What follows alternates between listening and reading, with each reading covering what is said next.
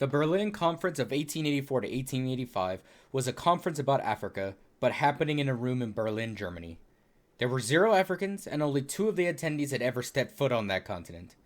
The conference included European men representing 12 countries in Europe, plus one representative from America and one from the Ottoman Empire. The room was dominated by a gigantic map of Africa, and the men at the conference had decided it was their job and their right to divide up Africa between their countries. The immediate reason for the conference was jealousy of King Leopold II of Belgium. The king was jealous of his cousin, Queen Victoria of Great Britain. King Leopold II of Belgium considered himself to be an important man. However, in the 1870s, the only territory he had ruled was the small state of Belgium. Queen Victoria, who was the Queen of Great Britain and also the Empress of India, had a whole empire to cover. Leopold set out to get an empire, though, and he pretended to be a humanitarian and abolitionist. He tricked Africans and Europeans alike and claimed a huge territory in Central Africa and called it the Congo Free State, declaring that he would allow free trade and eliminate slavery there. Instead, he built a state that worked the local populations to death for his own profit. Although Leopold deceived Europeans for a while, his fellow rulers finally caught on. The French set out expeditions to claim the territory in the north, and the British had convinced the Portuguese to expand their claims to the territory to the south in order to block Leopold. The race for control in the Congo region was just one of many in the 1880s. As Europeans sought to violently conquer African societies, soon they would be fighting each other. The German Chancellor Otto von Bismarck, though, believed that this threatened his plans for Europe. He invited European leaders to come to Berlin in 1884, and the goal was to work out a policy for Europeans' expansion in Africa. The Berlin Conference took place from November 15, 1884 to February 26, 1885. It resulted in an act that did three things. First thing it did was recognize the territory that King Leopold had claimed as his private property. The second thing was it recognized other existing territorial claims in Africa. The third result of the conference was a process for Europeans to claim territory in Africa. European countries set up a plan that would send out explorers. These explorers would then offer treaties to local African leaders, claiming that their respective European countries would offer protection. Leaders would sign these treaties, which were actually deceptions.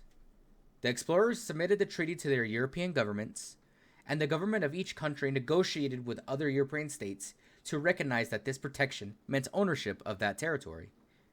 This was all a scam, though. The treaties were often meaningless, and they were usually printed in English and or French, and often the local leaders didn't know what they said. Sometimes the explorers would get anyone to sign the treaty, including leaders who didn't really have power to sign them.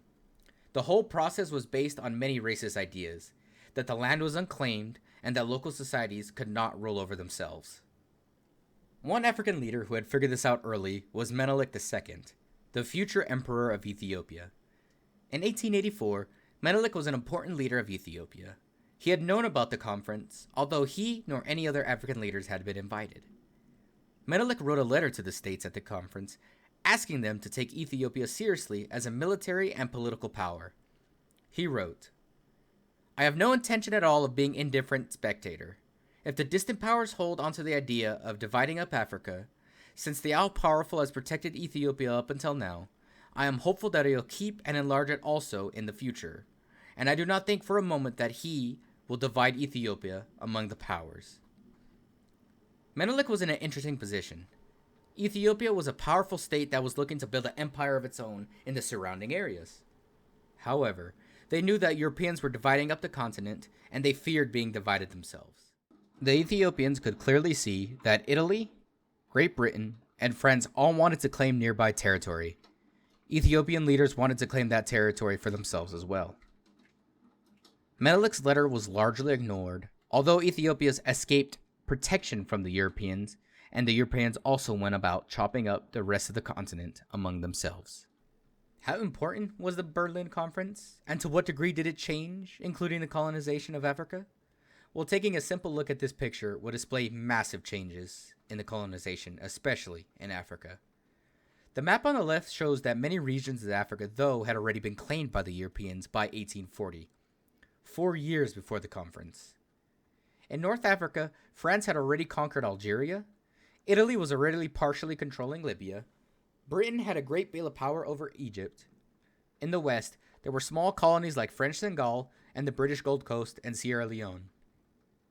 In South Africa, there are Portuguese territories of Angola and Mozambique. Even further south is Cape Colony ruled by Britain, and on one hand, lots of colonization was already happening prior to the Berlin Conference. All of these colonies, though, were still small. Contrast this with the map of Africa in 1913, and in this second map, all of Africa's nearly 12 million square miles is colonized by European states, except for Ethiopia and the tiny state of Liberia. This was vast territory which was acquired after the conference had ended. The Berlin Conference established a legal claim by Europeans that all of Africa could be occupied by whoever could take it. It also established a process for Europeans to cooperate, rather than fight amongst themselves. This cooperation played a huge role in the division and conquest of Africa. It was a form of legal violence exercised upon the whole continent, and in this way, the Berlin Conference was a significant event in world history.